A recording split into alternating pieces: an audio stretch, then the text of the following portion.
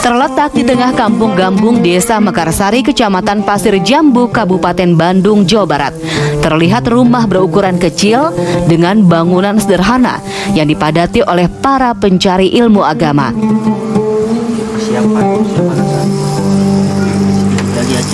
Tempat ini dikenal pesantren Darul Maghfirah.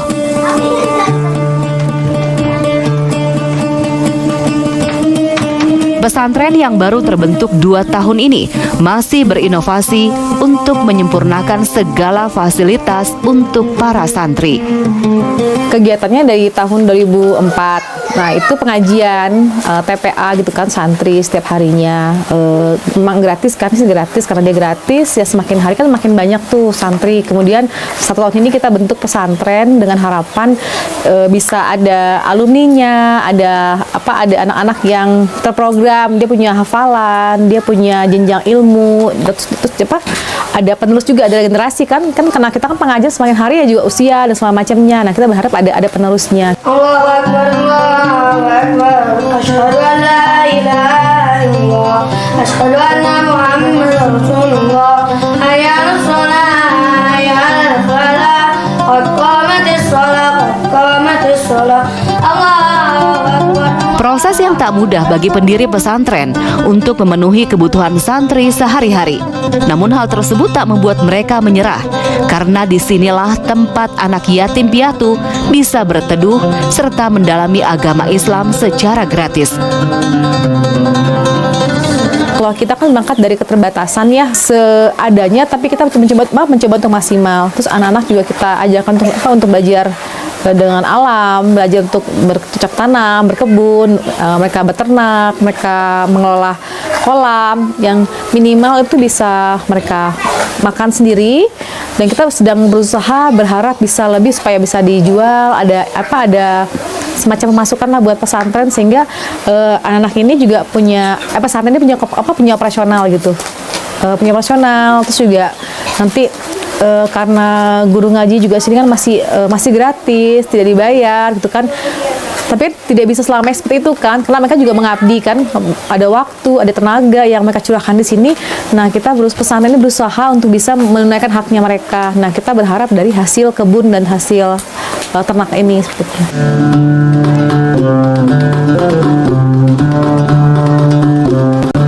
Di sela kesibukan santri menuntut ilmu agama, santri di pesantren Darul Maghfirah berusaha mandiri dan berdikari.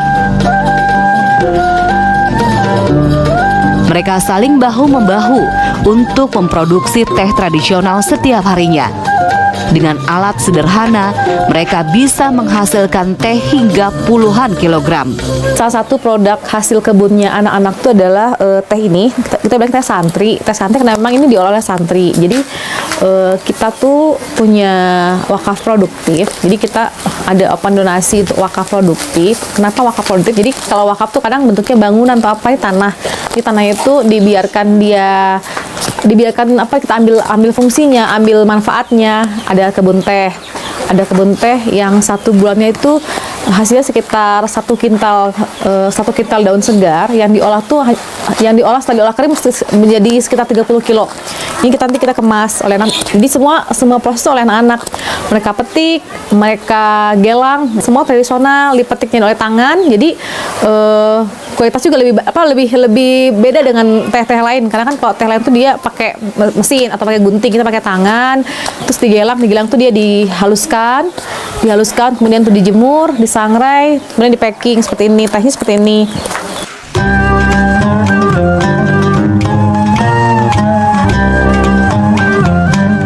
Aska Maulana merupakan santri muda yang juga gemar memetik teh hijau bersama santri lainnya. Santri yang baru berusia 10 tahun ini juga memiliki cita-cita yang mulia. Ingin belajar, ingin menuntut ilmu, belajar tajwid sama fikih. Kegiatannya mah itu metik, kadang metik, kadang ikut ngarit. Paling suka mah metik teh. Kenapa? Seru. Ke depan cita-citanya mau jadi apa? Hafiz Quran.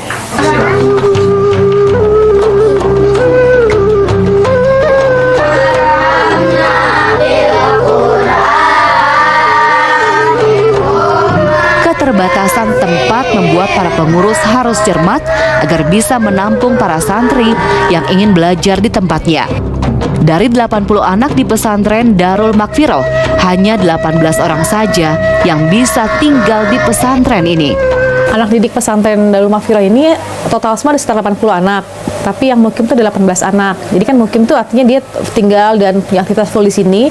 Yang sisanya itu adalah anak-anak sekitar kampung sini yang mereka ngaji. Itu rolling terus karena tempatnya kan kecil, tidak cukup. Ada kelas kecilnya, jam 1 tuh mulai, jam 2 ada yang keluar, nanti ada lagi kelas tengahnya, sampai yang dewasa itu usia-usia SMP SMA tuh habis Isya.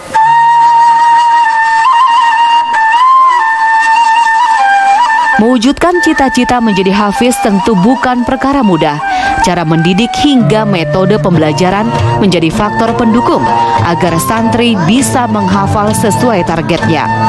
Di sini tuh yang paling utama adalah hafiz Quran ya. Yang paling utama hafiz Quran. Kemudian pelajaran tambahannya yaitu tadi ya. Ada tajwidnya, mahfud, kemudian ada kitab kuningnya, ada fikihnya, akhlaknya dan yang lainnya. Jadi metode di sini yang paling ditonjolkan adalah hafiz Quran.